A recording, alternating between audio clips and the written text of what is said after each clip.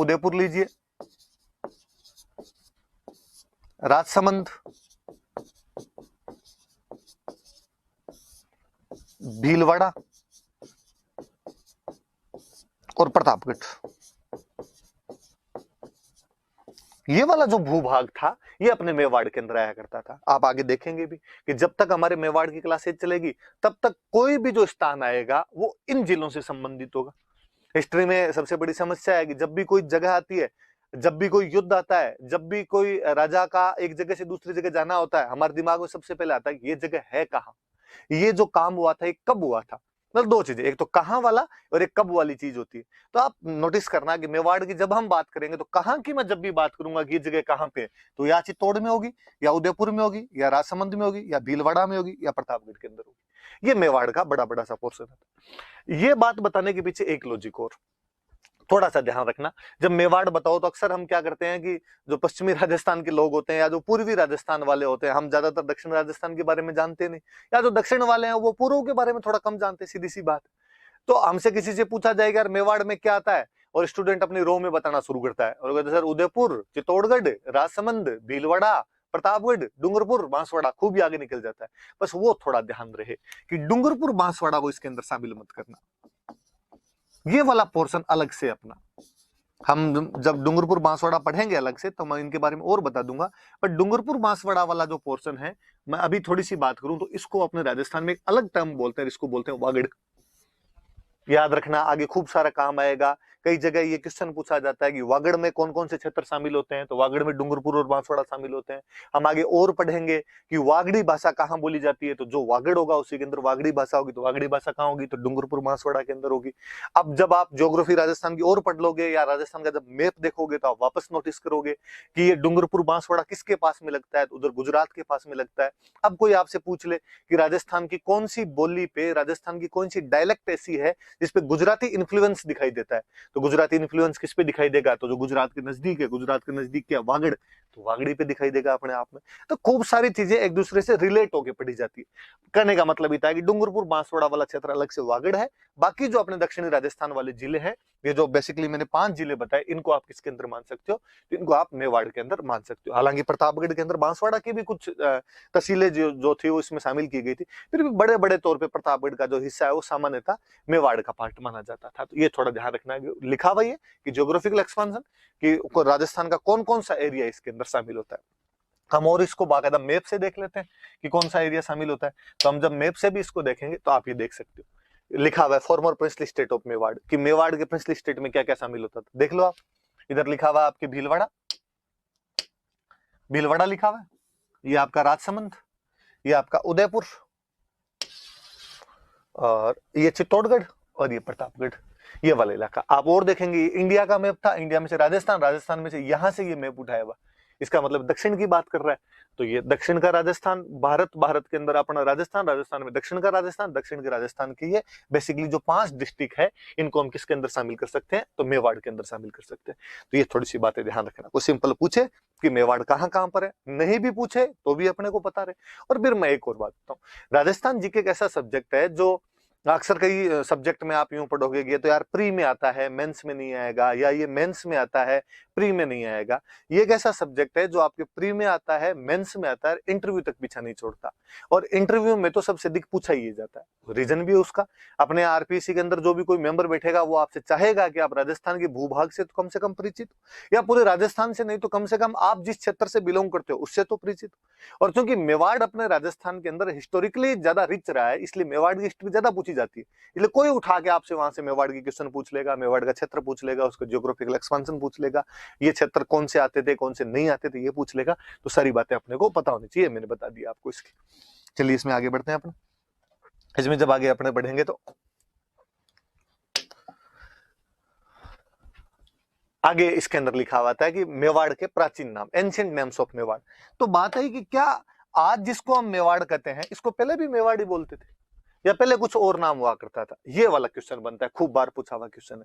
तो कहा कि नहीं साहब, पहले इसको मेवाड़ नहीं बोलते थे। तो क्या कहते थे कि पहले इसका नाम हुआ करता था मेदपाट, मेदपाट नाम था इसका। और मेदपाट का ही अपभ्रंश होते होते धीरे धीरे मेवाड़ बन गया। तो कहा भाई मेद पाठ कैसे पड़ा? अब फिर इसमें खूब सारी अलग अलग थ्योरी है। कोई कहता है कि यहाँ पे कोई मेर जाति आई थी, वो रहती थी, उसकी वजह से ये मेद पाठ पड़ गया। कोई कहता है कि नहीं एग्जैक्टली वो मेद ही थे। कोई कहता है कि नहीं वो मेव थे, मेव थे, मेव से मेवाड़ हुआ है। कोई कहता मेद थे, मेद से मेद पाठ हुआ है, या वो मेर थे और मेर से मेद है, मेद से ये मेद पाठ बना है अपने आप को। अलग अलग चीजें। अपने याद रखने वाली बात ही थी कि इसका एक पुराना नाम क्या हुआ करता था, तो मेद पाठ हुआ करता था। आज भी आप नोटिस यदि करोगे तो अपने मेवाड़ का एक पार्ट है जिसको हम मेवल बोलते हैं, अजमेर का एक पार्ट है जिसको हम मेरवाड़ा कहते हैं। तो ये मेरवाड़ा, मेवल, मेवाड़ कहीं ना किसी जाति से संबंधित तो रहे थे। तो अपने याद रखने वाली बात है कि इसको पूर्व प्राचीन काल में क्या बोलते थे, मेद पाठ। चूंकि ये पठारी क्षेत्र था इसलिए इसका एक नाम और मिलता है, प्रागवाट। ये भी याद रखना, जब हम इसके एंशिएंट नेम पढ़ेंगे तो एक तो एंशिएंट नेम इसका क्या मिल रहा है अपने को, मेद पाठ मिल रहा है, और एक एंशिएंट नेम इसका क्या मिल रहा है अपने को, प्रागवाट इसका एंशिएंट नेम मिल रहा है। एक नाम और मिलता है अपने को, इसका एक नाम मिलता है अपने को सिवी जनपद। मैं जब आगे हम एंशिएंट राजस्थान पढ़ेंगे तब इसके बारे में और खूब सारी बातें पढ़ेंगे एंशिएंट राजस्थान में, और तब हम देखेंगे कि इसको सीवी जनपद क्यों कहते थे। ऐसा कहते हैं कि सिकंदर का जब आक्रमण हुआ था उस समय जो पंजाब में कई जनजातियां थी, जैसे एक जनजाति थी सीवी, एक जनजाति थी मालव, एक जनजाति थी योद्धे। वो जब सिकंदर वाले आक्रमणों से वहां पर तित्र बित्र हो गए थे, वहां का जनजीवन असामान्य हो गया था, एबनॉर्मल हो गया था, वहां पर नॉर्मल लाइफ इतनी नहीं चल रही थी। वो जहां पर थे वहां से कहीं ना कहीं डर के उनका सिस्टम उतना मजबूत नहीं रह पाया वहां पे, तो वो पंजाब से नीचे की तरफ उतरे। अब पंजाब से नीचे उतरेंगे तो कहां पे, राजस्थान। तो आपको योद्धे, मालव और सीवी तीनों राजस्थान के अंदर दिखते हैं। तो कहते हैं भाई ये सीवी जो जाति थी वो इस क्षेत्र के अंदर आके बस गई थी, इसलिए इसका नाम सीवी जनपद है। हम आगे पढ़ेंगे तब और देखेंगे कि बाकायदा हमें नगरी या माध्यमिका नाम की जगह जहां से सिक्के मिले और उन सिक्कों पर सीवी जनपद का नाम लिखा हुआ मिलता है।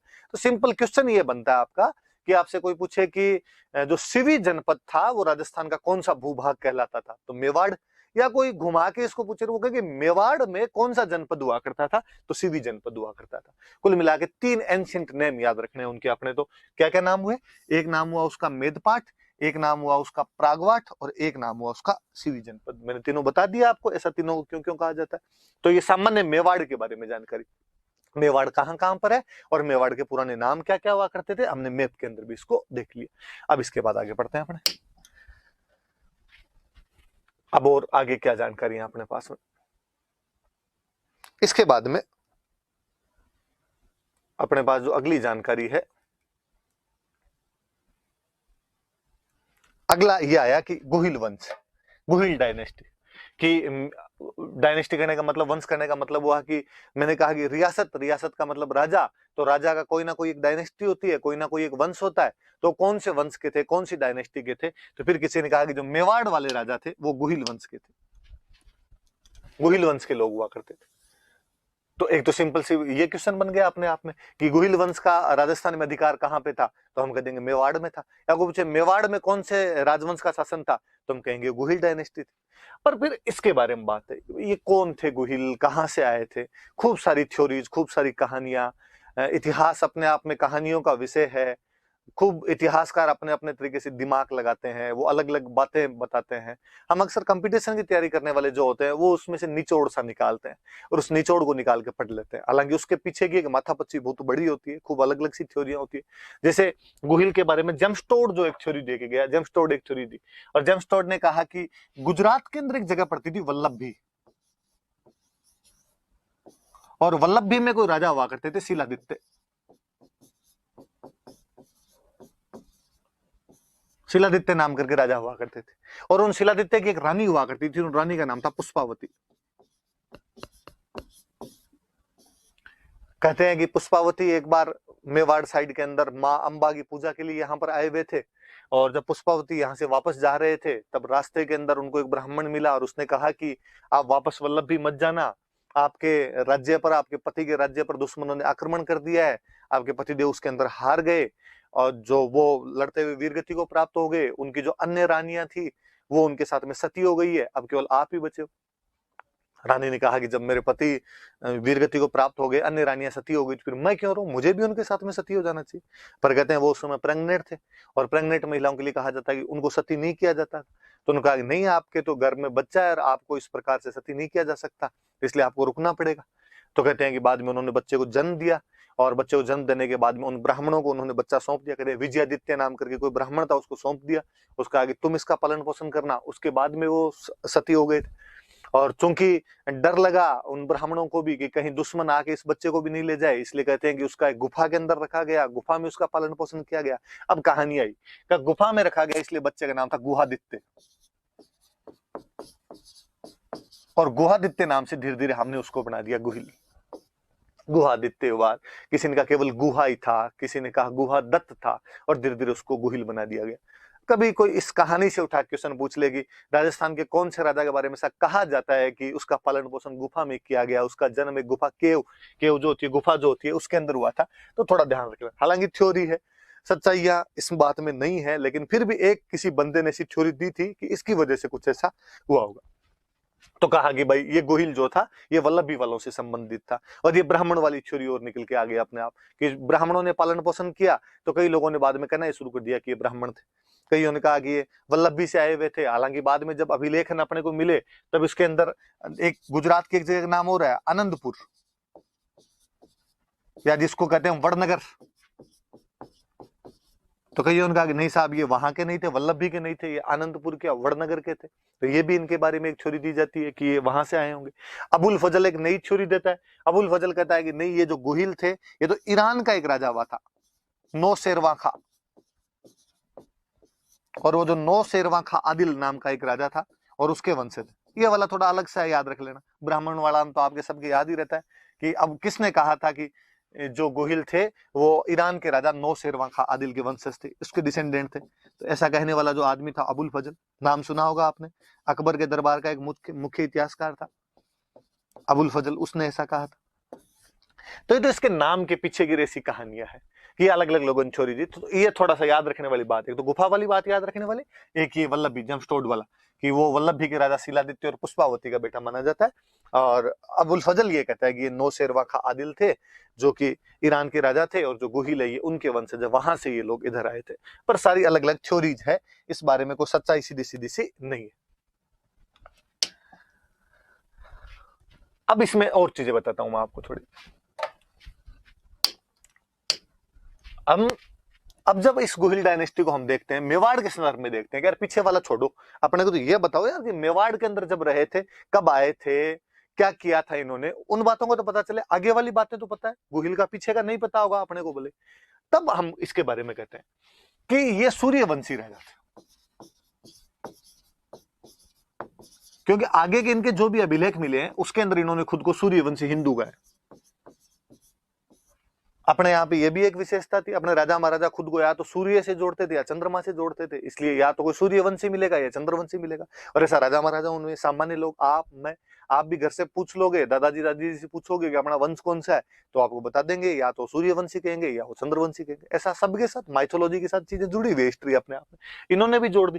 तो ये सूर्यवंशी हिंदू जेम्सटोड ने, और एक अपने आगे पढ़ेंगे जोधपुर के अपने इतिहासकार हुए थे मुहणोत नैणसी, इन दोनों ने कहा कि जो गोहिल वंश था, इस गोहिल वंश की 24 ब्रांचेस थी, 24 शाखाएं थी। कितनी ब्रांच थी ये याद रखने वाली बात है। कोई पूछ ले कि गोहिल वंश की कितनी शाखाएं थी, तो 24 शाखाएं हुई थी इसकी। टोड भी 24 शाखाओं के नाम बताता है, नैन से भी 24 शाखाओं के नाम बताता है। अपने ये याद रहे नहीं रहे, किसने बताया, ये याद रखना कि गोहिल वंश की शाखाएं थी कितनी, तो कितनी शाखाएं थी, तो उनकी 24 शाखाएं थी। अलग अलग जगह इन्होंने राज किया। जैसे हम आगे पढ़ेंगे धीरे धीरे, हम पढ़ रहे हैं मेवाड़ में जिनका राज था, मैं आगे बताऊंगा आपको। वागड़ मैंने अभी बताया था, वागड़ में क्या आता है, डूंगरपुर बांसवाड़ा, इसके अंदर भी इनका राज रहा था।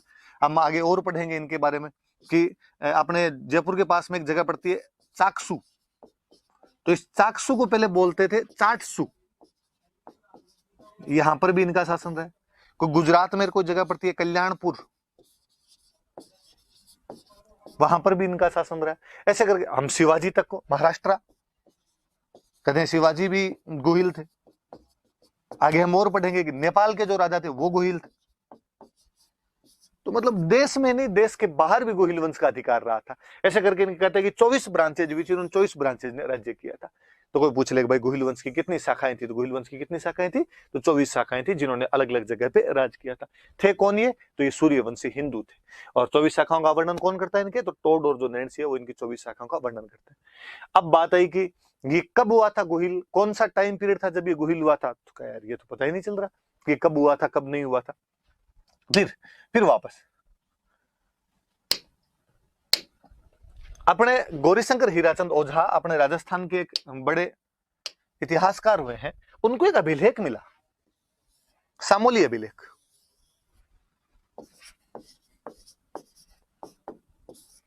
646 एडी का एक अभिलेख मिलता है सामोली, उदयपुर के अंदर जगह पड़ती है।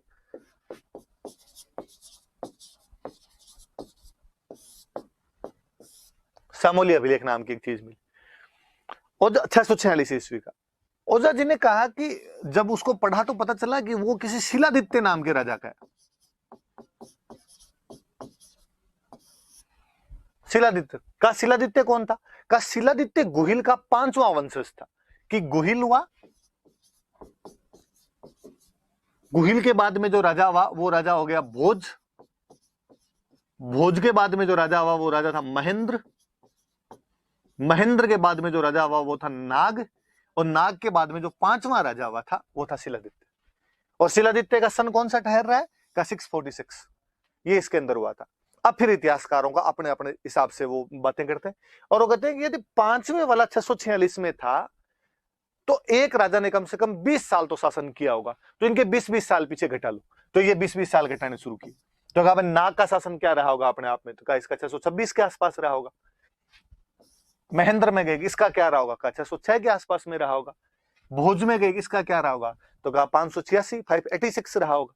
तो गुहिल में गए कि क्या रहा होगा, तो कहा 566 566 ईस्वी के अंदर इसका रहा होगा। तब से हमारे एक वो सिस्टम बन गया, हम पढ़ते हैं कि गुहिल वंश की स्थापना कब हुई, तो हम कह देते हैं कि 566 ईस्वी के अंदर हुई। ये तो याद रखना ही है, अब दिमाग में रखना, पूछे भले ही नहीं पूछे, पर आपको कोई पूछ ले कि भाई तेरे क्या पता 566 के अंदर ही था, तू कैसे बता सकता है, तब आपने कहना भाई साहब सामोली वाला जो अभिलेख है वो किसी शिलादित्य नाम के राजा का है, और वो जो शिलादित्य है वो गुहिल का 5वां वंशज है, वो यदि 646 में, और एक राजा का टाइम पीरियड यदि 20 साल मान लिया जाए, तो पीछे पीछे जब हम जाएंगे तो गुहिल का जो टाइम पीरियड होगा वो 566 ईस्वी आएगा। हालांकि ओझा जी ने इससे एक बात और की, ओझा जी ने कहा कि वो टोड वाली जो थ्योरी वो झूठी है, वो जो कहता है वल्लभी का राजा था शिलादित्य, कोई वल्लभी में ऐसा शिलादित्य नाम का उस टाइम में राजा ही नहीं था, और शिलादित्य नाम का जो राजा हुआ वो वास्तव में गुहिल की 5वीं पीढ़ी के अंदर जाके हुआ। पर इन गुहिलों का पहला कोई अभिलेख मिला है तो शिलादित्य का ही मिला है, इसलिए शिलादित्य थोड़ा ज्यादा पॉपुलर हुआ, और शिलादित्य पॉपुलर हुआ इसलिए इन लोगों ने शिलादित्य को थोड़ा बड़ा राजा बना के शिलादित्य की पीढ़ी के अंदर गुहिल कर दिया। उनका नहीं साहब, गुहिल पहले हुआ था और गुहिल की पीढ़ी के अंदर शिलादित्य हुआ था। तो ये सामोली अभिलेख, अपने थोड़ी सी बातें याद रखना। पर अब जब सामोली अभिलेख की बात, एक तो ये, तब कोई ये पूछ ले, क्वेश्चन ये बने आपको कि गुहिल डायनेस्टी का टाइम पीरियड डिसाइड करने में कौन से अभिलेख का स्थान है, इंस्क्रिप्शन कौन सा इंस्क्रिप्शन उसमें काम आ सकता है, तो अपने याद रखना कि सामोली। अभिलेख का मतलब सिंपल सा, किसी बाटे के ऊपर कुछ लिखवा दिया करते थे तो वो अपने आप में अभिलेख हो जाया करता था। इसी को आप शिलालेख भी कह सकते हो, रॉक एडिक्ट भी कह सकते हो, पत्थर पत्थर पे लिखा हुआ है तो शिलालेख कर दो आपके, तो ये सामूली अभिलेख। अब चूंकि बात ही आ गई, वैसे तो हम अभिलेख और पढ़ेंगे, अलग से और पढ़ेंगे, जब बात आ गई तो मैं और बता दूंगी इसमें लिखा हुआ क्या। तो इसके अंदर लिखवाने वाले ने लिखा, इस लिखा इस समय धरती पर शिलादित्य नाम का जो राजा है वो रह रहा है। फिर उसने आगे लिखा कि वहां पर पास में कोई जगह थी वटनगर, याद रखना पहले वाला मैंने बड़नगर बताया था, ये वटनगर नाम है, सिरोही के अंदर जो अपने, जिसको आजकल हम बसंतगढ़ कहते हैं, उसकी बात है कि वटनगर नाम की एक जगह थी, और यहाँ पे वटनगर के अंदर यहाँ पर एक महाजनों का समुदाय रहता था। महाजन मतलब बनिए, तो उनकी कम्युनिटी रहा करती थी, और वो लोग वहां से वटनगर से यहाँ पर आ गए थे, मेवाड़ के अंदर आ गए थे। और मेवाड़ के अंदर आने के बाद ये जो महाजन समुदाय था, इसका जो प्रमुख था, इसका जो चीफ था, इसका जो हेड था, ये तो कोई भी जो ये यूनियंस होती थी, इनके जो हेड हुआ करते थे उनको बोलते थे महतर,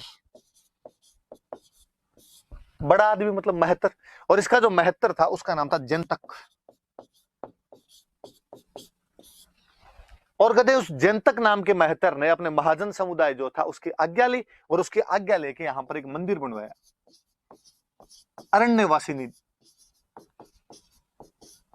अब कहते हैं, हम कहते हैं अरण्यवासिनी कौन, तो हम कहते हैं आज जिसको हम जावर माता कहते हैं, ये अरण्यवासिनी। तो अरण्यवासिनी देवी के मंदिर की जानकारी या जावर माता के मंदिर की जानकारी कौन सा अभिलेख देता है? तो सामूली अभिलेख देता है।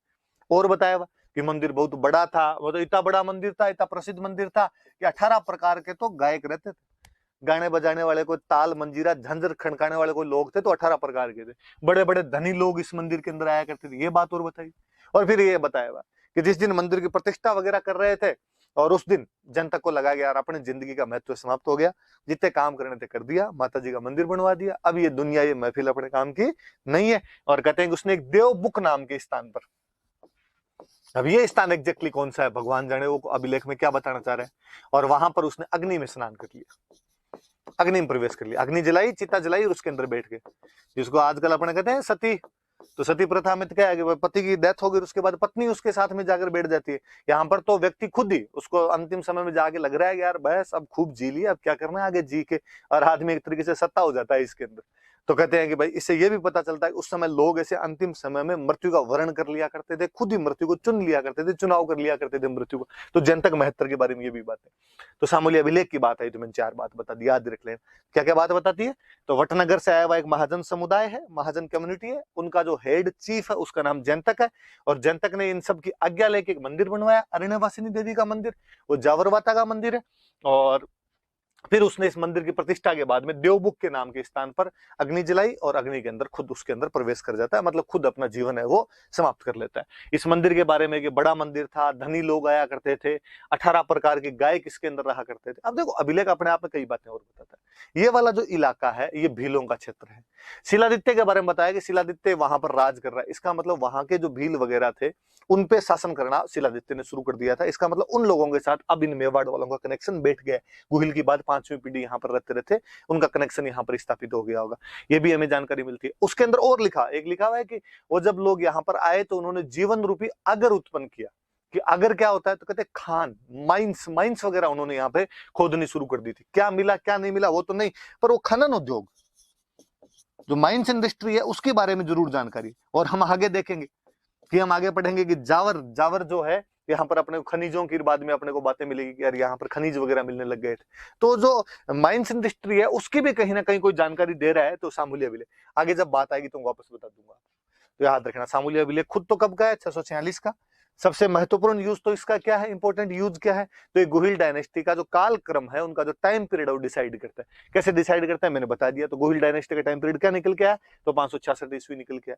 वैसे अभिलेख क्या कहता है? तो कहता है वटनगर से एक महाजन समुदाय आया, उनका मुखिया जयंतक है, जयंतक ने यहाँ पे अरण्यवासिनी देवी का मंदिर बनवाया जिसको आजकल अपने जावर माता कहते हैं। बड़ी बड़ी सी बातें। और फिर उसने देवबुक नाम के स्थान पर अग्नि में प्रवेश कर लिया था। ये वाली सारी बातें।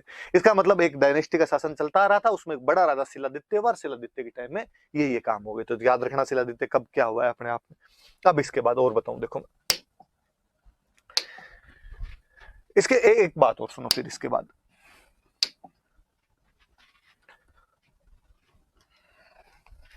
हम जब ये पढ़ रहे थे इसके गोहिल के बारे में पढ़ते हैं तो एक बात और सुनिए आप। अब इतने सालों से अपना ये थ्योरी चलती है कि भाई 566 के अंदर 566 में गुहिल आ गया था, तो अपने दिमाग में आया कि यार गुहिल कोई छोटा मोटा राजा रहा होगा और बाद में शिलादित्य बड़ा राजा हो गया और शिलादित्य ने यहाँ पे अभिलेख वगैरह लगवा दिए। शिलादित्य के टाइम में यहाँ पे मंदिर बन गया और उसकी जानकारी अपने को मिल जाती है। गुहिलों का सबसे प्राचीन अभिलेख ये मिला। दिक्कत तब हुई कि 1869 में आगरा के पास, आगरा के पास में कोई जगह से गुहिल के 2000 चांदी के सिक्के मिले, सिल्वर कॉइन्स मिले, जिनके अंदर श्री गुहिल लिखा हुआ है। तो लोगों ने कहा यार तुम कहते हो कि गुहिल का जन्म गुफा के अंदर हुआ था और यूं ही कहीं से लेके आ गए थे, और तो ये चांदी के सिक्के किसी राजा के मिलने, इसका मतलब राजा ने कॉइनेज सिस्टम भी शुरू कर दिया है, मुद्रा प्रणाली शुरू कर दी है, और ये बड़े राजा के हो सकते हैं। और आगरा में और मिले, इसका मतलब पहले कभी ना कभी उस क्षेत्र के अंदर इनका कुछ ना कुछ रहा है, हो सकता है वहां से माइग्रेट होके आए हो। जैसे खूब सारी थ्योरीज कि कोई लोग कहते हैं गुजरात से आए, कोई लोग कहते हैं आगरा से आए, पर ये अपने आगरा वाला एविडेंस है। गुजरात वाली तो कहानियां, आगरा वाला अपने पास एविडेंस भी है कि नहीं इनके वहां पे सिक्के मिले थे। ये थोड़ा सा याद रखना कि गुहिल के हमें चांदी के सिक्के प्राप्त हो जाते हैं, और वो चांदी के 2000 सिक्के प्राप्त होते हैं 1869 के अंदर। ये जो शिलादित्य जिसकी अपने बात कर रहे हैं, इसका भी एक सिक्का मिला, पर इसका एक तांबे का सिक्का मिला। इसका भी अपने को सिक्का मिल जाता है। तो ये गोहिल वाली थोड़ी अलग सी बात है, नई सी बात है, थोड़ी आप याद रख लेना कि श्री गोहिल लिखे हुए।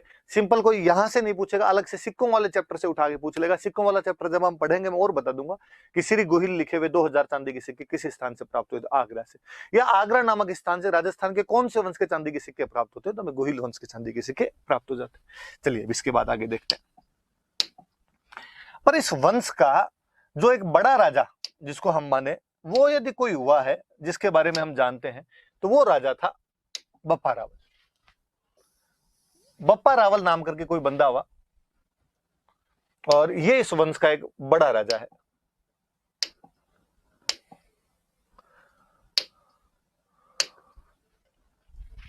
देखो, तो इसके बारे में हमें सबसे अधिक जानकारी यदि किसी के बारे में मिलती है तो बप्पा रावल के बारे में मिलती है कि गोहिल वंश का सबसे प्रतापी राजा हुआ था तो बप्पा रावल हुआ। और आगे वाले जितने भी राजा हुए उन सब ने अपनी वंशावली कहीं ना कहीं से शुरू की, तो बप्पा रावल से शुरू की, तो इसको एक बड़े राजा के रूप में अपने आप में मान्यता मिल गई। हम देखते हैं इसके बारे में, देखते हैं कौन था क्या था, पढ़ते हैं इसके बारे में अपने। तो देखो, एक पहली एक चीज निकल के सामने आई कि इसका वास्तविक नाम क्या था। तो जब ये आता है, वास्तविक नाम आता है, तो अपने दिमाग में आए फिर ये क्या है, बप्पा रावल लिखा हुआ है, ये क्या है, ये नाम नहीं है। तो हमने कहा कि नहीं साहब, ये नाम नहीं है। तो इसका एक्चुअल नेम क्या था, कि इसका एक्चुअल नेम तो काल भोज था। काल भोज नाम था इसका।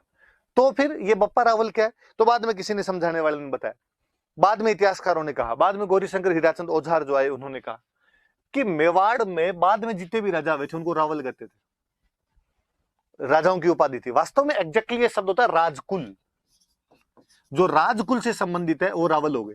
ऐसी कई उपाधियां मिलती है, जैसे किसी की महारावल मिल जाती, तो महाराजकुल से संबंधित है वो महारावल हो गए, जो राजकुल से संबंधित है वो रावल हो गए। बप्पा, बप्पा क्या मतलब हुआ का, ये एक नॉर्मल शब्द है। ये आप कहूं तो ये बापू है, ये बाप जो शब्द होता है उससे बना हुआ है, मतलब पिता के समान, पिता के तुल्य। और ये अपने गुजरात के टच करता हुआ जितना ही बॉर्डर है, यहाँ पर एक आपको देखने को मिलेगा कि अपने यहाँ पर जहां जो भी कोई आदरणीय व्यक्ति हो, सम्माननीय, कोई भी रेस्पेक्टेड कोई भी बंदा होता है, उसको बाप जी कहने की रस्मी होती है। अक्सर मेवाड़ साइड में आज भी किसी मंदिर में जाके आते हैं तो भगवान के लिए बाप जी शब्द का इस्तेमाल करते हैं, और वहां कभी यूं नहीं कहते भाई हम मंदिर जाके आए या देवता के जाके, बाबू जी के जाके आए थे, बाप जी के जाके आए थे। आप और नोटिस करना कभी कि महात्मा गांधी को बापू कहते हैं, तो महात्मा गांधी को बापू इसलिए नहीं कहते कि डोकरे थे। महात्मा गांधी को बापू कहने के पीछे भी ये लॉजिक यही है कि वो गुजराती थे और गुजरात के अंदर ऐसे बोला जाता है। मैं तो आपको रिसेंट बताऊं, रविंद्र जडेजा गुजरात का क्रिकेट प्लेयर है, वो कभी 5 विकेट ले, वो कभी 50 रन बनाए, उसके जो फेसबुक या ट्विटर पे गुजरातियों कमेंट पढ़ लेना और सब पे आएगा जियो बापू, बापू आज अच्छा खेल रहा है। लगता है यार 30 साल में बापू नहीं बना दिया, थोड़ा जल्दी नहीं कर दिया इस बार आपने। पर वहां है ऐसी, वहां थ्योरी है कि वहां इनको बाप जी या बापू ही कहा जाता है। हम आगे और पढ़ेंगे कि मोतीलाल तेजावत उधर मेवाड़ साइड के बड़े नेता हुए, हम कहेंगे उनको बाबूजी कहा जाता है। तो वहां बापा, बाप, बापू ये सब शब्द इस्तेमाल किए जाते थे। तो किसी सम्माननीय आदमी के लिए ऐसा कहना शुरू कर दिया। राजा को, अब राजा से ज्यादा सम्माननीय कौन, राजा के लिए कहा ही जाता था। राजा अपने आप में भगवान का रूप है, तो कहा भाई जो राजा वो बाप जी, और राजा को रावल बोलते थे तो कहा बाप जी रावल है, बाप जी रावल है, बाप जी रावल है। तो यूं करते करते धीरे धीरे उन्होंने बप्पा रावल बना दिया, तो कहा उसका नाम तो काल भोज था। अब ये वाली छोरी भी कि इसके अंदर बप्पा रावल इसका नाम नहीं है, इसका नाम तो काल भोज था, बप्पा रावल इसकी उपाधि है, बप्पा इसकी उपाधि है, रावल राजा को कहते थे। अब इसमें भी खूब सारे लोगों ने अलग अलग कहा। जेम्स टोड जब हिस्ट्री लिख रहा था तो जेम्स टोड ने कहा भाई साहब ये शिलादित्य, इसकी उपाधि बप्पा है, शिलादित्य की उपाधि उन्होंने बप्पा बता दी। कवि राजा श्यामल दास जी, श्यामल दास जी का याद रखना, जेम्स टोड का तो आपने नाम सुना हुआ था, हमने कल वाली क्लास के अंदर भी पढ़ा था इनके बारे में। श्यामल दास जी अपने मेवाड़ के एक बहुत अच्छे हिस्टोरियन, कवि राजा श्यामल दास जी कहा जाता है। एक बहुत अच्छी बुक लिखी है इन्होंने, आगे आगे और जिक्र आएगा तो मैं और बताऊंगा। वीर विनोद नाम की बुक है। अंग्रेजों के टाइम के अंदर, राजाओं के टाइम में जब अंग्रेज आ गए थे, राजाओं के साथ संधियां थी, उस टाइम में सज्जन सिंह, शंभू सिंह अपने मेवाड़ में राजा थे, उनके समकालीन ये श्यामल दास जी अच्छी किताब लिखी वीर विनोद, मेवाड़ की हिस्ट्री। और वीर विनोद के अंदर ये कहते हैं कि बप्पा नाम नहीं है, बप्पा एक टाइटल है। तो टाइटल किसका, तो इनका ये शिलादित्य का एक पोता हुआ महेंद्र, ये उसका टाइटल है।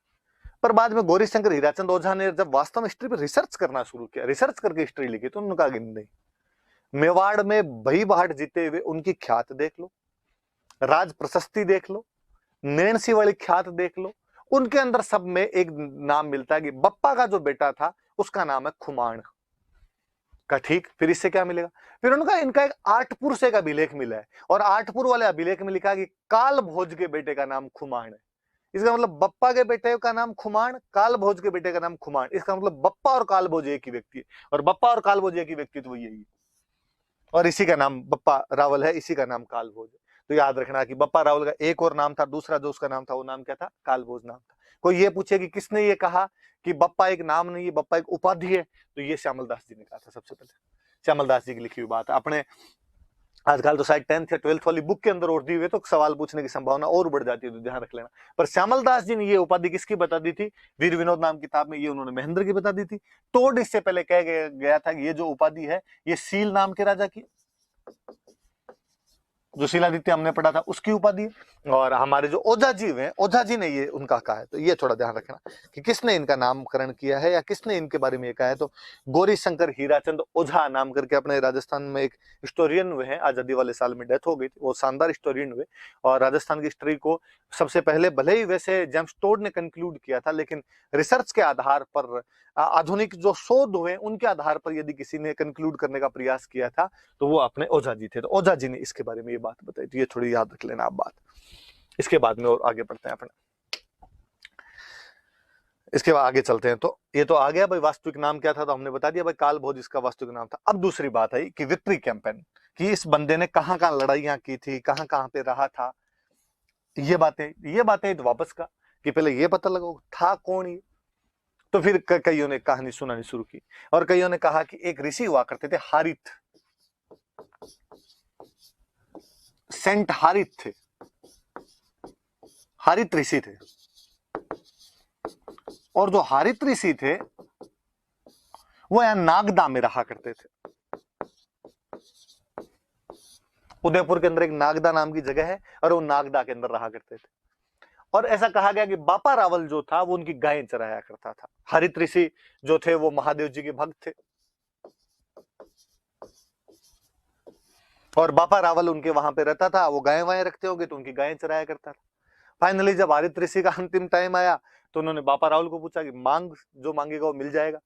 बापा रावल ने कहा कि यार थोड़ा ढंग से जुगाड़ कर दो रहने खाने पीने का, तो मेरा थोड़ा ठीक हो जाए। और कहते हैं कि हरित ऋषि ने वहां पर एक देवी हुआ करते थे राठासन, राठासन देवी की पूजा की। राठासन देवी राजी हुए, उनको कहा कि ये मेरा चेला है, इसको कुछ देना है ढंग की चीज, तो मैं देना चाहता हूँ इनको, मेवाड़ देना चाहता हूँ इसको। राठासन माता ने कहा मेरे पास नहीं है, इसके लिए तो फिर थोड़ा और तपस्या करनी पड़ेगी। और किसकी? तो महादेव की तपस्या कर। उनको महादेव का तो मैं भक्त हूँ, तो बस उनको राजी कर। तो कहते उन्होंने महादेव को राजी किया, और महादेव को राजी किया, और महादेव का भाई मेरे चेले को ऐसे ऐसे मेवाड़ का राज्य देना है। महादेव जी ने उनको हाँ बदली, हाँ बदली, तो कहते हैं कि उनको राज्य मिल गया। तो अपने सिंपल, अपने कोई पूछ ले कि भाई बापा रावल को मेवाड़ का राज्य किसके आशीर्वाद से प्राप्त हुआ, तो हरित ऋषि के आशीर्वाद से प्राप्त हुआ। देवी के नाम वगैरह याद रहे नहीं रहे, ये याद रखना कि किसके आशीर्वाद से मेवाड़ का राज्य प्राप्त हुआ, तो हरित ऋषि के आशीर्वाद से मेवाड़ का राज्य प्राप्त हुआ था। किसको? तो बप्पा रावल को हुआ था। ये उनकी गायें चराया करता था, कहा जाता है। कुल मिला उनका शिष्य था, उनका फॉलोवर था ये बंदा, हरित ऋषि का फॉलोवर था। ये थोड़ा याद रख लेना। अब तो फिर बात आई कि ये तो नागदा के अंदर रह रहे थे, तो मेवाड़ का राज्य मतलब क्या मिला इनको, तो कहा इनको चित्तौड़ मिला। तो फिर क्वेश्चन बना, तो फिर चित्तौड़ का राजा कौन है? उस समय चित्तौड़ का राजा कौन था? तो फिर अपने को फिर जब अभिलेख वगैरह आगे देखते हैं तो पता चलता है कि चित्तौड़ में उस समय एक राजा था मान मोरी, और हम कहते हैं मोरी मौर्य है। चंद्रगुप्त मौर्य, अशोक मौर्य जो हुए थे उनकी कोई एक ब्रांच यहाँ पे रहती होगी, और वो लोग यहाँ पे रहते होंगे। ये वहां पे राजा हुआ करता था, चित्तौड़ का राजा हुआ करता है। और कहते हैं कि बापा रावल ने इस पर हमला किया, मान मौर्य पर हमला किया, और मान मौर्य पर हमला करके उसे चित्तौड़ छीन लिया था। ये घटना है 734 की,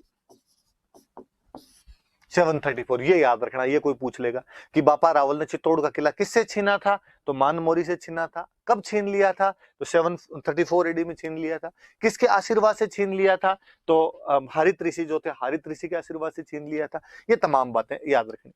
अब वो भले उसने वो छीन लिया था, वो वहां का चित्तौड़ उसने अपने कब्जे में ले लिया, पर चूंकि वो नागदा के अंदर रहा करते थे, इसलिए उसने कहा अपनी राजधानी जो नागदा है, राजधानी अपनी चित्तौड़ नहीं बनाएंगे, राजधानी तो नागदा ही रखेंगे। तो उसने राजधानी तो अपनी कौन सी रख ली, नागदा ही रख ली। अब चूंकि हरित ऋषि का शिष्य था, हरित ऋषि महादेव जी के भक्त थे, तो उसने कहा फिर मैं यहाँ पे नागदा में महादेव जी का मंदिर बनवाऊंगा। और कहते हैं कि उसने यहाँ पे एकलिंग जी का मंदिर बनवाया। एकलिंग जी कौन, तो एकलिंग जी भगवान महादेव, भगवान शंकर, भगवान शिव, बम बम बोले जो एकलिंग जी, तो उनका मंदिर यहाँ पर बनवा दिया। कहते कौन सी जगह वो एग्जैक्टली, तो एकलिंग जी का मंदिर बनवाया। भगवान शंकर कहाँ रहते हैं, तो हम कहते हैं कैलाश पर्वत पे रहते हैं। तो नागदा के पास में जो एग्जैक्टली वो जगह, उसका नाम भी पड़ गया कैलाशपुरी, कि कैलाशपुरी नाम की जगह पर उन्होंने ये मंदिर बनवाया था। तो कैलाशपुरी ऑप्शन में है तो भी सही मान लेना, और नागदा ऑप्शन में है तो भी सही मान लेना। है कहां पे जगह, ये याद रखना, तो ये जगह उदयपुर के अंदर आपकी पड़ती है, वहां पर इन्होंने एकलिंग जी का मंदिर बनवाया। अब थोड़ी सी मैं एक बात पर आगे और जाऊं। अब एकलिंग जी को बनवा दिया, बापा रावल ने मंदिर बनवाया। बापा रावल इस वंश का प्रतापी राजा हुआ। उसके बाद वालों ने सबने अपने आप को बापा रावल के वंशज बताया। बापा रावल जब उनका भक्त था, तो आगे वाले भी उनके भक्त थे, और भक्त भी कितने बड़े कि इन्होंने कहना शुरू किया कि राजा हम नहीं है। कोई जाके पूछता मेवाड़ के राजा से कि आप मेवाड़ के राजा हो गए, नहीं नहीं साहब, क्या बात कर दी आपने, हम कोई मेवाड़ के राजा नहीं। तो मेवाड़ का राजा कौन है, मेवाड़ का राजा एकलिंग जी। मेवाड़ के राजा तो भगवान शंकर महादेव जी। तो तुम यहाँ क्या कर रहे हो फिर बैठे बैठे, कहा हम तो उनके प्रधानमंत्री हैं, उन्होंने हमें काम दिया थोड़ा, हम तो काम कर रहे हैं वैसा भागी। और उन्होंने अपने आप को पीएम करना शुरू कर दिया, एकलिंग जी का पीएम करना शुरू कर दिया। और पीएम को उस टाइम बोलते थे दीवान। इसलिए ये याद रखना, कोई आपसे पूछेगा कि मेवाड़ के जो राजा थे उनको किसका दीवान माना जाता था, किसका प्रधानमंत्री माना जाता था, किसके नाम से शासन किया करते थे, तो एकलिंग जी के नाम से शासन किया करते थे। अब सुनो आगे बात यह है कि ये केवल मेवाड़ के राजाओं में नहीं था, ये भारत में तमाम जगह परंपरा थी। और अपने यहाँ पे कोई भी राजा खुद को राजा मानता ही नहीं था, और हमेशा ये कहता था कि मैं भगवान के नाम से शासन कर रहा हूं। जैसे जयपुर में जो राजा थे, उनसे कोई पूछता कि तुम यहाँ के राजा हो, तो नहीं नहीं मैं राजा नहीं। तो यहाँ के राजा जो है वो तो गोविंद देव जी भगवान। तो तुम कौन हो, तो मैं उनका दीवान। कोई बीकानेर जाता, बीकानेर जाके पूछता है राजाओं से कि तुम यहाँ के राजा हो, अरे अरे क्या बात करती है आप, मैं राजा कैसे हो सकता हूँ। तो राजा कौन है, तो राजा तो यहाँ के लक्ष्मीनाथ जी है। तो तुम कौन हो, तो मैं तो इनका दीवान। तो अपने यहाँ पे राजा हमेशा खुद को भगवान के अंतर्गत काम करने वाला, उनके मातहत काम करने वाला, उनके अंडर काम करने वाला मानते थे, अपने को उनके दीवान कहा करते थे। और दीवान का मतलब एक तरीके से प्रधानमंत्री होता है। अब ये जो बात है इसको बोलते हैं राजत्व का देवीय सिद्धांत, डिवाइन थ्योरी ऑफ किंगशिप, कि राजा अपने आप को देवीय स्वरूप मानता था, देवता का अंश खुद के अंदर माना करता था। मतलब अपने तो इवन भारत की परंपरा कितनी आगे बढ़ी होगी कि जब मुस्लिम राजा यहाँ पर आ गए थे और उन्होंने भी खुद को, कि बलबन जब यहाँ पे राजा बनता है तो वो खुद को कहता है कि मैं भाई ईश्वर की छाया हूं, वो जिल्ले इलाही कहना शुरू कर दिया था अपने आप को। आगे जब हम अकबर के बारे में पढ़ते हैं तो अकबर के बारे में अकबर कहता है फर्रे इज़्दी, अबुल फजल जब उसके बारे में लिखता था, मतलब मुस्लिम राजाओं ने भी कहीं ना कहीं सिद्धांत को अपना लिया था और अपने में देवीय स्वरूप, अपने में जो डिवाइन थ्योरी है उसको मानना शुरू कर दिया था, जो किंगशिप का सिद्धांत है उसको मानना शुरू कर दिया था। तो ये थोड़ा सा याद रख लेना आप कि ये अपने राजत्व का देवीय सिद्धांत होता है, ये डिवाइन थ्योरी ऑफ किंगशिप होती है, और इसके अंतर्गत जो राजा थे वो खुद को देवताओं का रूप मान लिया करते थे। और ये सही भी है चीज। होता क्या है कि पहले कबीले हुआ करते थे, कोई एक कबीला है जिसके अंदर सारे लोग रहते हैं, सब बराबर हैं, और अचानक उनमें से एक शक्ति बटोरता है, शक्ति बटोर राजा बन जाता है। अब जो राजा बनेगा वो टैक्स लेगा।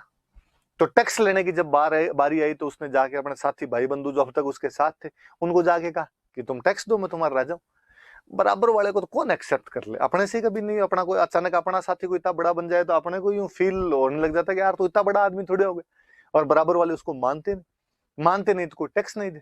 तो ये लोगों ने थ्योरी निकाली हुई थी कि जो यूं थोड़ा बड़ा आदमी बनता है वो बाद में अपने साथ वालों को जाग करता है। ऐसे बापा रावल बना होगा तो बापा रावल ने जाग कहा होगा कि देखो भाई, वैसे तो मैं तुम्हारा साथी हूँ, मैं तुम्हारे साथ रहने वाला हूँ, पर हुआ क्या कि रात मेरे सपने में भगवान शिव जी आए, और भगवान शिव जी ने कहा कि देख बापा रावल, मैं तो हो गया आजकल बूढ़ा यार, पार पड़ती नहीं, और पूरा संसार मुझे देखना पड़ता है, ठेठ ऑस्ट्रेलिया न्यूजीलैंड ही मैं जाके देखूं, इधर कोई युगांडा रवांडा तवांडा ही मुझे देखने पड़े। तो कम से कम यार ये मेवाड़ वाला इतना सा पोर्शन तो तू देख ले, तू मेरा भक्त है, यहाँ से तो टैक्स ले लिया कर। मैंने कहा भगवान मैं कौन होता हूँ लेने वाला। तो उन्होंने कहा कि तू तो इन लोगों से जाके टैक्स मांग ले, पर मैंने कहा ये नहीं देंगे तो कहा फिर मैं अपने आप देख लूँ। तो देख लो भाई लोगों, यदि तुम टैक्स दे रहे हो तो ठीक, नहीं दो तो तुम जानो ना, महादेव जी जाने। बाकी मैं तो केवल ये टैक्स महादेव जी की तरफ से मांगने के लिए, जनता थोड़ी बोली हुआ करती थी उस टाइम, और जनता ने कह दिया जब साहब महादेव जी खुद इसके सपने में आ गए, खुद वो ही कह गए देने के लिए, फिर अपने देने में क्या हर्ज है। और वो लोग टैक्स वगैरह इजीली दे दिया करते थे। और धीरे धीरे थ्योरी बन गई कि राजा को देवीय रूप माना जाने लगा, ताकि लोगों का उसमें विश्वास जमा रहे, लोगों को लगे कि इस पे कोई संकट आएगा, इसका मतलब राज्य पे संकट आएगा, राज्य पे संकट आएगा तो वो जो देवता है जिसके नाम से शासन करता है वो हमारी रक्षा कर देंगे। तो ये बात याद रखना, कोई इंटरव्यू वगैरह में भी पूछ ले, मेंस में भी पूछ ले, प्रीलिम्स के अंदर कोई पूछ ले, सारी बातें याद होनी चाहिए कि वो अपने को किसका दीवान मानता था, तो एकलिंग जी का दीवान मानता था। और उसने मंदिर कहां पे बनाया, तो आप नागदा का दो, कैलाशपुरी का दो, किसका मंदिर बनाया, तो एकलिंग जी। और थोड़ी सी याद रखना, ये एक संप्रदाय चलता है, अपने आगे संप्रदाय पढ़ेंगे तब और पढ़ लेंगे। लकुलिस, लकुलिस संप्रदाय का मंदिर है, जो शिव जी के सेक्ट हुए, शिव जी के जो संप्रदाय हुए उनके अंदर कोई एक लकुलिस संप्रदाय हुआ। तो उन लकुलिस संप्रदाय का जो पुजारी था वो हरित ऋषि हुआ करते थे। हरित ऋषि लकुलिस संप्रदाय वाले महादेव जी को मानते थे। क्योंकि बापा रावल उनका शिष्य था, उनका फॉलोवर था, इसलिए बापा रावल ने भी उनका एकलिंग जी का यहाँ पे मंदिर बनवा दिया था। और उसने हरित ऋषि के आशीर्वाद से किसको हरा दिया था, तो मान मौर्य को हरा दिया था। कब हरा दिया था, तो 734 ईस्वी में। और किस पे कब्जा कर लिया था, चित्तौड़ पे कब्जा कर लिया। जब हम इसके विजय अभियान के बारे में पढ़ते हैं, विक्ट्री कैंपेन के बारे में पढ़ते हैं, तो एक विक्ट्री कैंपेन तो ये हुआ अपने आप के अंदर कि उसने यहाँ पे चित्तौड़ पे कब्जा किया था मान मौर्य को रख के 734 में। और यहाँ पे नागदा ही उसकी राजधानी नागदा ही रखी, राजधानी चेंज नहीं की उसने, राजधानी नागदा ही थी। और नागदा के अंदर ही उसने, नागदा के पास में कैलाशपुरी नाम की जगह पे एकलिंग जी का मंदिर बनवाया। खुद को एकलिंग जी के नाम से शासन करता था, दीवान मानता था, इसलिए मेवाड़ के तमाम राजा बाद में खुद को एकलिंग जी का दीवान करते। तो और मैं आपको यदि थोड़ा सा और कर बताऊं, तो आपने कभी महाराणा प्रताप का बहुत एक फेमस सा गीत अक्सर लोगों के मोबाइल में बजता रहता है, हल्दी घाटी रो समर लड़े वो महाराणा प्रताप कटे। उसके अंदर बाकायदा एक लाइन है, उसके अंदर आएगा कि वो एक लिंग दीवान कटे। मतलब महाराणा प्रताप के लिए भी एकलिंग दीवान शब्द का इस्तेमाल किया गया। एकलिंग दीवान कौन, एकलिंग दीवान राजा, राजा कौन उस टाइम, तो महाराणा प्रताप। तो मेवाड़ के राजाओं को किसका दीवान मानते थे, तो एकलिंग जी का दीवान मानते थे। अब चूंकि ये बड़ा राजा बना तो इसने कहा भाई गुहिल के चांदी के सिक्के मिले अपने को, शिलादित्य का अपने को तांबे का सिक्का मिला, इसने कहा चलाए तब तो सोने की चलाए, वरना तो मतलब ही क्या हो। तो सबसे पहले सोने का सिक्का यदि किसी का मिलता है तो वो अपने को बापा रावल का मिलता है, गुहिल वालों, और इसका सोने का सिक्का प्राप्त हुआ। तो हम कहते हैं कि भाई कॉइनेज सिस्टम जो है, सोने के सिक्के यदि सबसे पहले चलाने शुरू किए तो बापा रावल ने चलाने शुरू किए थे, सिक्का मिला है। और वो उसकी जब माप देखी गई तो 115 ग्रेन, गेहूं के जो दाने आते हैं तो उनके बराबर उनसे नापा जाता था। तो 115 ग्रेन का सोने का सिक्का मिला है। तो कोई पूछे कि मेवाड़ में सबसे पहले सोने का सिक्का किसका मिला, तो बापा रावल का। वो सोने का सिक्का कितने का है, तो 115 ग्रेन का सोने का सिक्का मिला है। तो ये बात भी अपने याद रखने वाली सी बात है बापा रावल के बारे में। और पढ़ते हैं, देखो जब हम विक्ट्री कैंपेन की बात करते हैं, मैं और बताता हूं आप। बापा रावल 734 हम पढ़ रहे हैं कि 734 में ये चित्तौड़ का राज्य छीन लेता है। ये वो टाइम है कि 712 ईस्वी में भारत पर मुस्लिमों का पहला सफल आक्रमण हुआ था। हालांकि उधर से अरबों ने अटैक बहुत पहले करने शुरू कर दिए थे, लेकिन यदि मुस्लिम भारत में पहली बार सफल हुए थे तो 712 के अंदर हुए थे। मोहम्मद बिन कासिम नाम का एक अरब कमांडर होता है और वो अपने सिंध पे कब्जा कर लेता है। तो एक बड़ी सोचने वाली सी बात है, आप कभी ध्यान भी देना कि 712 में मुस्लिमों ने भारत में पहली टेरिटरी पर अपना कब्जा कर लिया था। वो टेरिटरी कौन सी, तो वो टेरिटरी सिंध है। सिंध पर कब्जा कर लिया। कब कर लिया, तो 712 में कब्जा कर लिया। पर हमें कोई पूछे, तीसरी क्लास से हम पढ़ते हैं कि मुस्लिमों का भारत पर कब्जा कब हुआ, तब हम कहते हैं साहब कब्जा हुआ उनका 1192 1192 में, जब तराइन का सेकंड युद्ध हुआ था, सेकंड बैटल ऑफ टेरिन हुआ था मोहम्मद गोरी और पृथ्वीराज चौहान के बीच में। उसमें मोहम्मद गोरी जीत गया और जीतने के बाद में वो कुतुबुद्दीन ऐबक को यहाँ पे छोड़ के गया। कुतुबुद्दीन ऐबक यहाँ पर भारत में मुस्लिम शासन की नींव रखता है, वो यहाँ पे मुस्लिम शासन शुरू करता है। इसका मतलब पहली जीत है 712, पर दिल्ली को जीतने में 1192 में आ गया, 480 साल। तो आपको क्या लगता है कि 712 से लेकर 1192 के बीच में अन्य हमले नहीं हुए थे? हुए थे। हर दिन हमला हुआ है, हर समय हमलों के अंदर रहा होगा राजस्थान, भारत हमलों के अंदर रहा होगा। तो फिर ये बीच के जो 500 साल है इसके अंदर वो हमले रोके किसने? 7वीं क्लास के एनसीईआरटी में बहुत अच्छा चैप्टर है और उसके अंदर ये सेम लाइन लिखी हुई है जो मैं आपसे पूछ रहा हूं कि 712 ईस्वी में जब मोहम्मद बिन कासिम ने सिंध पर अधिकार करके भारत में मुस्लिम शासन की नींव रख दी थी, तो मुस्लिमों को अपना शासन पूर्णतः स्थापित करने में 1192 तक का समय लग गया, जब उत्तरायण के दूसरे युद्ध में पृथ्वीराज चौहान को हराकर मोहम्मद गोरी यहाँ पर शासन स्थापित करवाता है कुतुबुद्दीन ऐबक के माध्यम से। आखिर बीच के सालों में वो सफल क्यों नहीं हो पाए? वे कौन लोग थे जो बीच के सालों के अंदर राजस्थान की रक्षा कर रहे थे, भारत की रक्षा कर रहे थे? तो हम वापस देखेंगे कि सिंध से जब वो भारत की तरफ घुसने का प्रयास करेंगे तो उस किताब में बहुत अच्छी सी लाइन है कि वो राजस्थान पे कब्जा, वो भारत पर कब्जा नहीं कर पाए थे, क्योंकि भारत का वह भूभाग जो अरबों के खिलाफ लड़ा था उसका नाम राजपूताना था। यहाँ के जो लोग थे वो अरबों के खिलाफ लड़े, इसलिए 500 सालों तक उन लोगों को यहाँ पर सफल नहीं होने दिया गया था। हम खूब सारे राजाओं के आगे नाम पढ़ेंगे, हम किसी मिहिर भोज प्रतिहार का नाम पढ़ेंगे, हम किसी पुलकेशिन का नाम पढ़ेंगे, हम किसी नागभट्ट और खुमान के नाम पढ़ेंगे, हम बापा रावल के नाम पढ़ेंगे। ये बीच के वो योद्धा है जिन्होंने 500 साल तक दीवार की भांति काम किया था। फाइनली लड़ते लड़ते लड़ते लड़ते कमजोर हो गए थे। उधर वो जो ज्वाला थी वो धधकी रही थी, वो रुकने का नाम नहीं ले रही थी, वो लगातार हमले कर रहे थे लोग, और उन हमलों में 1192 के अंदर सफल हो गए। उसके बाद उनका शासन स्थापित हो गया था। तो जब हम कहते हैं कि इन लोगों ने रोके थे, तब कहा जाता है कि बापा रावल के टाइम में अफगानिस्तान में एक जगह पर थी गजनी, और गजनी का कोई राजा था सलीम। गजनी का सलीम नाम का राजा था। सलीम ने अपनी सेना भेजी कि जाओ और भारत को जीत के आओ यहाँ पर। जब सलीम की सेना यहाँ पे आई तो बापा रावल ने भाई साहब उनको यहाँ से वापस मारना शुरू किया, और यहाँ से इनको भगाते भगाते वापस गजनी तक लेके गए।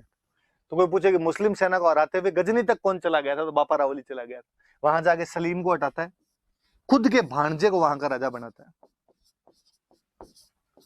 तो याद रखना, देखो अपने राजस्थान का एक राजा ठेठ अफगानिस्तान तक का एरिया जीत के आ गया था। और अपने जो क्योंदंतियां जनश्रुतियां जो फोकलोर है वो तो ये कहती है कि उसने आगे ईरान का इलाका, तुर्कमेनिस्तान का इलाका, खुरासान का इलाका, वो सारे इलाके भी उसने जीत लिए थे, और वहां पर उसने अपने अपने साम्राज्य स्थापित करवाए थे। वो बात तो हो नहीं हो, पर ये अपने पास हिस्टोरिकल एविडेंस है कि गजनी तक गया था, गजनी के राजा सलीम को हटा देता है और वहां पर अपने भांजे को राजा बना देता है। और बड़ी जोरदार सी बात, अपने कहते हैं कि जब वो जा रहा था तो बीच के अंदर एक जगह पे रुका था, उसकी सेना कुछ दिन तक वहां पे पड़ी रही, कुछ दिन तक कैंप रहा, उसकी आर्मी का कैंप रहा। तो बाद में उस कैंप से आगे चला गया। पर अब चूंकि राजा को रावल बोलते थे, जब कैंप वहां पे पड़ा रहा तो अब सेना को कोई खाना पीना भी चाहिए, सेना को और चीजों की भी आवश्यकता होती है। तो आसपास में कोई दुकानें उकानें खुल गई, धीरे धीरे लोग वहां पे बसने लगे, तो वो गांव बन गया। पंजाबी भाषा में पाकिस्तान, अफगानिस्तान की तरफ गया तो पाकिस्तान से होके गए, पाकिस्तान में पंजाब वाले इलाके से होके गए। पंजाबी भाषा में गांव को बोलते हैं पिंड। तो किसी ने कहा ये पिंड किसका, तो कहा ये पिंड वो जहां पे रावल रुका था। तो रावल दा पिंड, रावल दा पिंड, रावल दा पिंड करते करते रावलपिंडी हो गया। आज भी पाकिस्तान के अंदर एक शहर है रावलपिंडी, उस रावलपिंडी शहर का नाम अपने बप्पा रावल के नाम पर है। और आपको रावलपिंडी यूं याद नहीं है तो शोएब अख्तर याद, रावलपिंडी एक्सप्रेस ही कहा जाता था। तो अब याद रखना, इस बार शोएब अख्तर जब भी दिखे आपको टीवी पे, आप मन के अंदर सोचना कि इसका जो गांव है, इस गांव का नाम अपने बप्पा रावल के नाम पे पड़ा था, रावल दा पिंड, इसलिए उसका नाम क्या पड़ गया था, धीरे धीरे रावलपिंडी पड़ गया था। हराते हुए कहां तक चला गया था, तो गजनी तक चला गया था। अब अपने इतिहासकार वे मराठी इतिहासकार अपने सीवी वैद्य, चिंतामणि विनायक वैद्य नाम करके एक इतिहासकार हुए, और वो चिंतामणि विनायक वैद्य जो है वो कहते हैं, वो उन्होंने कहा कि फ्रांस में एक सेनापति हुआ था चार्ल्स मार्टेल। जिस प्रकार फ्रेंच कमांडर चार्ल्स मार्टेल ने यूरोप में सबसे पहले मुस्लिम सेनाओं को हराना शुरू किया था, कि उस समय मुस्लिम आर्मी दोनों तरफ, उधर इधर एशिया में भी लगातार बढ़ती जा रही थी, यूरोप में बढ़ती जा रही थी। तो एक तो समय था, पीक था, उमैयद खिलाफत जब हुआ करती थी, स्पेन तक का इलाका इन लोगों ने जीत लिया था। पर पहली डिफीट यदि किसी ने दी थी इनको, तो चार्ल्स मार्टेल ने दी थी। कि जिस प्रकार यूरोप में चार्ल्स मार्टेल ने इनको हराया था, उसी प्रकार भारत में यदि किसी ने हराना शुरू किया तो बप्पा रावल ने हराना शुरू किया था। इसलिए बप्पा रावल की तुलना यदि किसी बंदे से की जाती है तो चार्ल्स मार्टेल से की जाती है। ये तुलनाएं कौन करता है, तो सीवी वैद्य नाम करके इतिहासकार में, चिंतामणि विनायक वैद्य नाम करके इतिहासकार है, उन्होंने ऐसी अपनी तुलनाएं की। और वो कहते हैं कि साहब बप्पा रावल का जो शौर्य था, उसका जो पराक्रम था, उसकी जो वैलर था, उसके आगे जो अरब आक्रमण था, उसका जो जवार भाटा, समुद्र में से जवार भाटा आता है, पानी को ऊपर नीचे कर देता है, जिस जनजीवन को अपने असामान्य कर दिया था अरबों ने, उसको चूर चूर करने वाला कोई आदमी था, उस ज्वार भाटे को दबाने वाला कोई बंदा था, तो वो बंदा कौन था, बापा रावल। तो इतना बड़ा योद्धा अपने हुआ है, तो अपने याद रखने वाली सी बात है। तो याद तो दो अभियान एक तरीके से जब हम विक्ट्री कैंपेन कर रहे हैं, एक तो चित्तौड़ जीतना मान मौर्य को हराकर, और एक आपकी गजनी जीतना सलीम को हटाकर अपने भांजे को राजा बना के ना रावलपिंडी का नामकरण करना। और सीवी वैद्य द्वारा उसकी तुलना किसके साथ में, चार्ल्स मार्टेल। चार्ल्स मार्टेल कौन है, एक फ्रेंच कमांडर है, जिसने जिस प्रकार बप्पा रावल ने अपने यहाँ पर हराया था, उसी प्रकार मुस्लिम आर्मी को यूरोप में कोई हराता तो कौन हराता है, चार्ल्स मार्टेल हराता है। चलो इसके बाद आगे बढ़ते हैं अपने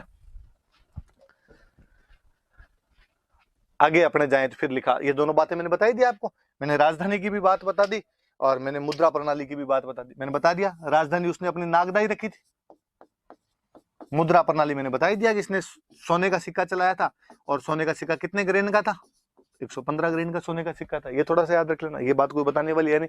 नागदा के निर्माण कार्य मैंने बता दिया। फिर आगे बढ़ते हैं इससे आगे बढ़ते हैं तो आगे लिखा हुआ है टाइटल्स, उपाधियां। जब भी कोई बड़ा राजा होगा तो अपने आप में उपाधियां ग्रहण करेगा। 3 उपाधियां मिलती है अपने को बड़ी बड़ी सी इसकी। एक उपाधि इसकी मिलती है हिंदू सूर्य,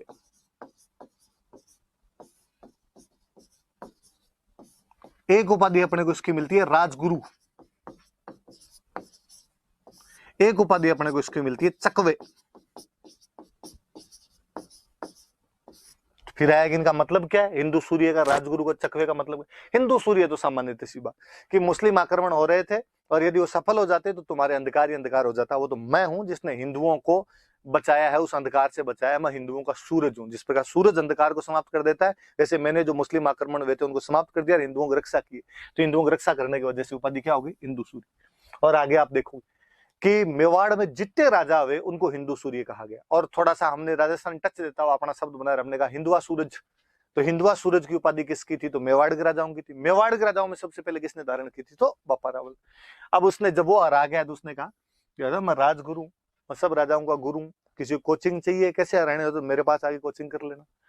चकवे, ये वास्तव में अपने हिंदी का एक शब्द होता है, इसका मतलब होता है चक्रवर्ती। चक्रवर्ती का मतलब क्या, चक्रवर्ती का मतलब इसने चारों दिशाएं जीत ली। तो चारों दिशाओं में जाके जीत के आ जाता था, उसको अपने बोलते थे चक्रवर्ती। सारी डायमेंशन जो जीत ली, अपने आसपास में सबको हरा दिया, उनको चक्रवर्ती कहते हैं। चक्रवर्ती सम्राट है भाई ये तो।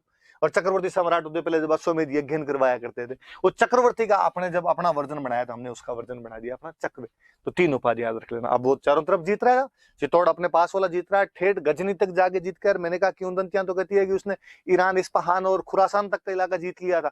इससे बड़ा तो चारों तरफ का क्या ही जीतेगा। तो उसकी उपाधि क्या हो गई, चक्रवे उपाधि हो गई थी, राजगुरु हो गई थी, हिंदू सूर्य हो गई थी। तो बापा रावल के बारे में इतनी सारी बातें हमने पढ़ी। अब इससे आगे पढ़ते हैं अपने। 3 उपाधियां याद रख लेना, नाम याद रखना उनके। अगला राजा कौन है अपना, ये थोड़ा सा बापा रावल की फोटो है, थोड़ा आप और देख लेना। वैसे तो मैंने डिस्क्राइब कर ही दिया था, लेकिन फिर भी मैं थोड़ा समझा दूं कि ऐसा कहते हैं कि ये हरित ऋषि है, कि वो जब स्वर्ग में जा रहे थे उस समय उन्होंने, बापा रावल उनसे प्रार्थना कर रहा है कि मालिक मुझे कुछ दीजिए। हरित ऋषि कहते हैं कि जा, चित्तौड़ का राजा तुझे मिल जाएगा। ये देखो गायें चर रही है, तो हम जो कहते हैं कि हरित ऋषि की गायें चराया करता था। मैंने बताया कि पहले वो एक देवी की तपस्या करते हैं, ये वो राठासन देवी है जिनकी तपस्या करता है। मैंने कहा कि उन्होंने कहा कि महादेव जी की पूजा करो, तो ये इधर शिवलिंग बना हुआ और महादेव जी की पूजा करते हैं। तो ये सारी बातें इस बहाने आपके याद रह जाए। चूंकि ये राजा है, वहां का राजा बन गया, इसलिए देखो पीछे एक छत्र लिए वो बंदा खड़ा है अपने आप में। तो ये थ्योरी पूरी याद रखना आप कि हरित ऋषि के आशीर्वाद से और एकलिंग जी के वरदान से, एकलिंग जी के आशीर्वाद से बप्पा रावल ने चित्तौड़ जीत लिया था। तो बप्पा रावल थोड़ा याद रह जाए। गाय दिख रही है आपको तो गाय चराने वाली बात याद रह जाए। आरपीसी अपने कुछ ही पूछ लेती, कभी उठा के पूछ ले कि भाई गाय चराने वाली बात जो है वो कौन से राजा के बारे में कही जाती है, तो बप्पा रावल के बारे में कही जाती। ऐसी कहानियां क्यों दंतियां बन जाती। बाकी राजा था ये नागदा का, और नागदा से जाके चित्तौड़ पे भी मान मोरी को हरा के वहां पे कब्जा कर लेता है 734 में। चलिए इसके बाद आगे बढ़ते हैं। अगला जो कोई बड़ा राजा अपने को मिलता है, वो राजा मिलता है अपने को अल्लट। अल्लट कौन था, इसके बारे में अपने पास में क्या जानकारी है क्या नहीं है, हम देखते हैं। देखो इसकी जानकारी और बताता हूँ। दो अभिलेख याद रखने, 2 चीजें याद रखनी, अपने आप चीजें याद हो जाएगी आपको। सुनना देखो आप बात। एक लिखा हुआ है आठपुर अभिलेख, एक है सारणेश्वर प्रशस्ति। तो अभिलेख का मतलब तो मैंने बता दिया कि किसी दीवार पर कुछ भी लिखवाया करते, लिखवाने का मतलब अभिलेख है, इंस्क्रिप्शन कहा करते थे।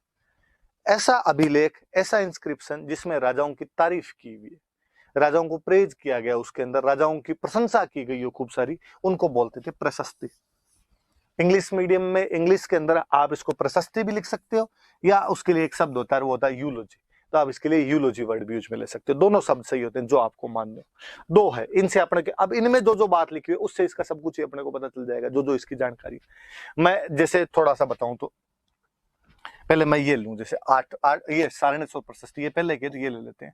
ये 953 ईस्वी की है, और ये जो है ये 977 एडी का। अपने बात कर लेते हैं। सारणेश्वर, जिनके भी पीछे स्वर लगे याद रखना, वो तमाम शिव जी के मंदिर है। इसका मतलब ये कोई शिव जी का मंदिर है, उसके अंदर एक अभिलेख मिला है जिसके अंदर ये प्रशस्ति मिली है, सारणेश्वर प्रशस्ति। तो ये शिव जी के मंदिर से मिली। उदयपुर के पास में एक शिव जी का मंदिर है, सारणेश्वर महादेव का मंदिर, और वहां से प्रशस्ति मिली। लेकिन जब वो प्रशस्ति पढ़ी किसी ने, तब कहा कि यार ये यहाँ की नहीं है, इस मंदिर की नहीं, इसमें बात तो कोई दूसरी। तो कहा ये तो किसी वराह मंदिर की प्रशस्ति, कोई वराह मंदिर बना था और उसकी प्रशस्ति है। और हो सकता है फिर मंदिर आक्रमण वगैरह हुए, मंदिर टूट गया और उसके अंदर ये भाटा रह गया, और जब दूसरा मंदिर बनाया तो ये भाटा लाके सीधा सीधा यहाँ पर लगा दिया, और इस चक्कर में ये प्रशस्ति बची रहेगी। तो सारणेश्वर मंदिर वाली जो प्रशस्ति है वास्तव में कहां पर लगी हुई थी, तो वराह मंदिर के अंदर लगी हुई थी। अब क्या लिखा हुआ क्या इसके अंदर, तो इसके अंदर कई चीजें मिलती है अपने। इसके अंदर एक तो अल्लट की जो जानकारी है, अल्लट की मम्मी का नाम लिखा, और मम्मी का नाम लिखा हुआ है महालक्ष्मी। अल्लट के बेटे का नाम लिखा, और बेटे का नाम लिखा नरवाहन। अल्लट, मम्मी का नाम महालक्ष्मी और बेटे का नाम नरवाहन, इनके नाम लिखे हैं। फिर लिखा हुआ है कि ये मंदिर बना था और इस मंदिर में चंदा किस किसने दिया था। चंदा देने वाले जो लोग होते थे उनको बोलते थे गोष्टिक। तो गोष्टिकों के नाम दिए मैं इसके अंदर की गोष्टिकों को याद रखना, ये सब थोड़ा सा याद रह जाएगा इस बहाने। कोई पूछे कि गोष्टिक क्या होते हैं, तो मंदिरों को जो लोग चंदा दिया करते थे उनको क्या बोलते थे, चंदा समझते हो। आज भी अपने कोई चीज बनती है चंदा देते हैं, उसके लिए इकोनॉमिक जो भी सपोर्ट किया जाता है, असिस्टेंस किया जाता है, उसको हम बोलते हैं चंदा। तो गोष्टिक, तो इसके अंदर उनके नाम, इसका मतलब अल्लट के टाइम में ये मंदिर बना, मंदिर के लिए लोगों से चंदा लिया गया, उनके नाम दिए हुए गोष्टिक। कहां पर बना मंदिर, तो का आहड़,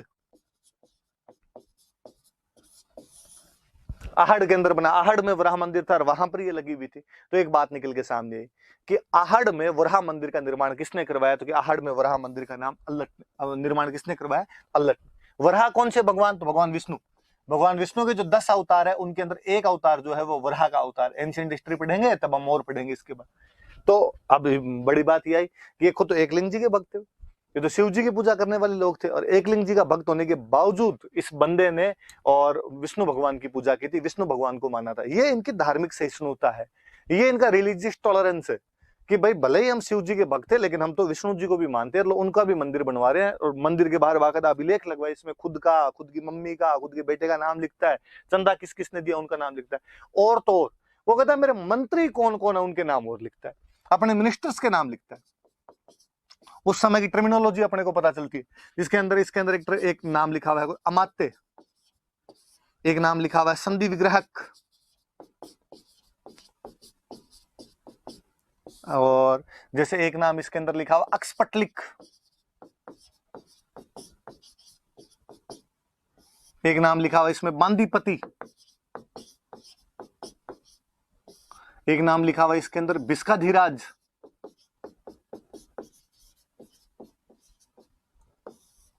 मंत्रियों की ये पोस्ट है, पोस्ट और नाम दोनों। जैसे अमात्य तो जो प्रधानमंत्री टाइप का प्रमुख मंत्री जो हुआ करता था उसको उस टाइम अमात्य बोलते थे। संधि विग्रह, संधि करने वाला, मतलब युद्ध और शांति, युद्ध के अंदर शांति कैसे स्थापित की जाए, ये जो है उसको संधि विग्रह। अक्सपटलिक, खर्चा कितना हुआ, इनकम कितनी हुई, इनकी जो जानकारी रखता था उसको अक्सपटलिक। बांदीपति, भाट जो लिखने का, प्रशस्तियां लिखने का काम करते थे उनका। बिस्काधीराज, भेषज, भेषज का मतलब होता है दवाई, दवाइयों का अधिराज, मतलब डॉक्टर साहब।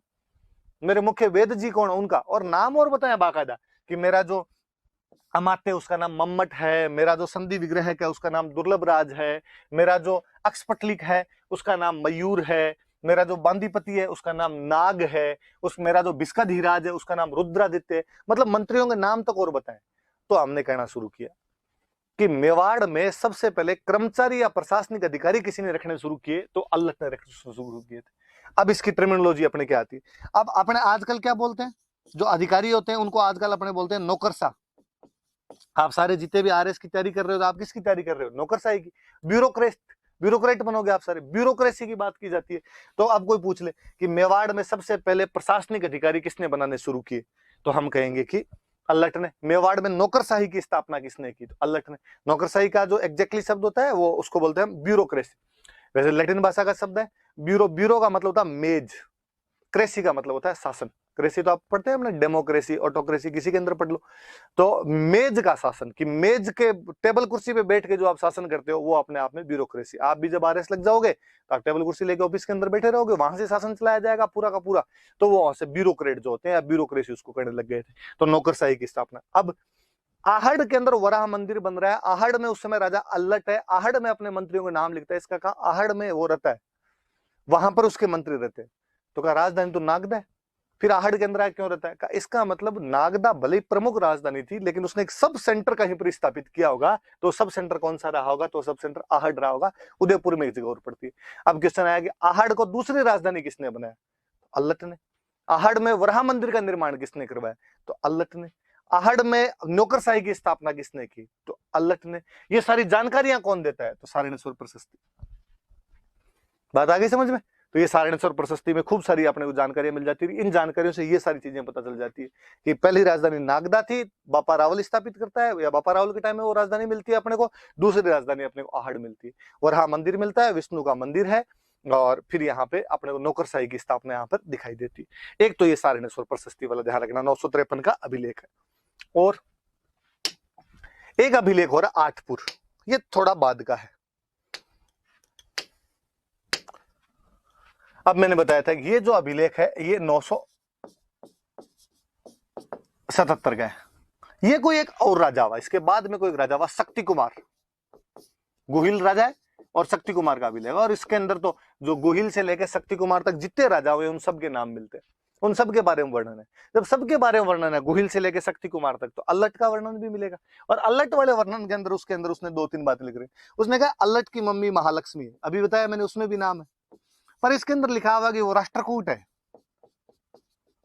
मतलब मम्मी का वंश तक पता है। और हम आगे पढ़ेंगे कि राष्ट्रकूटों को अपने राजस्थान में राठौड़ कहा गया था।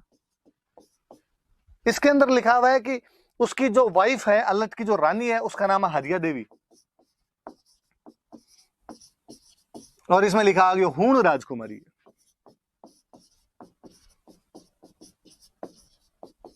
और इस हूण राजकुमारी हरिया देवी ने एक गांव बसाया था, और उसका नाम है हर्षपुर।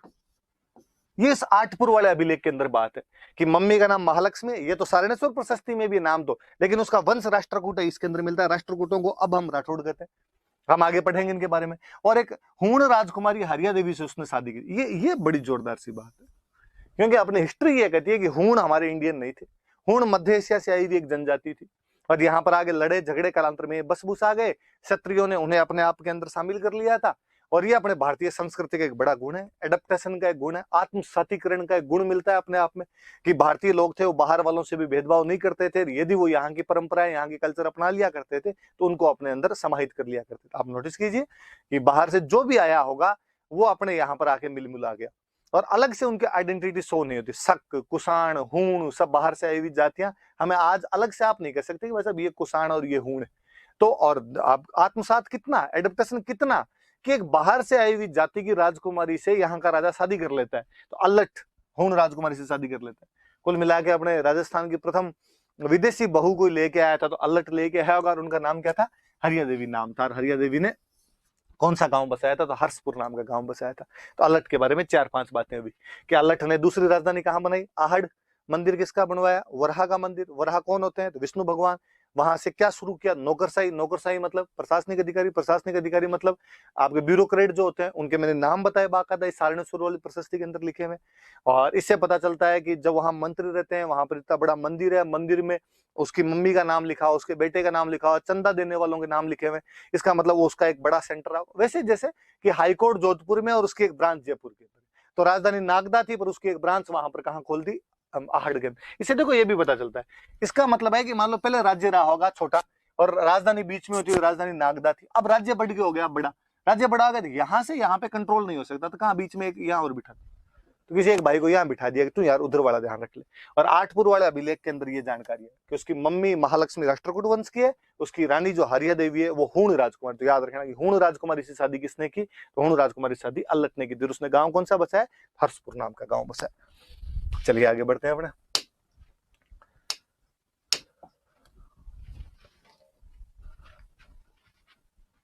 आगे बढ़ते हैं अपने।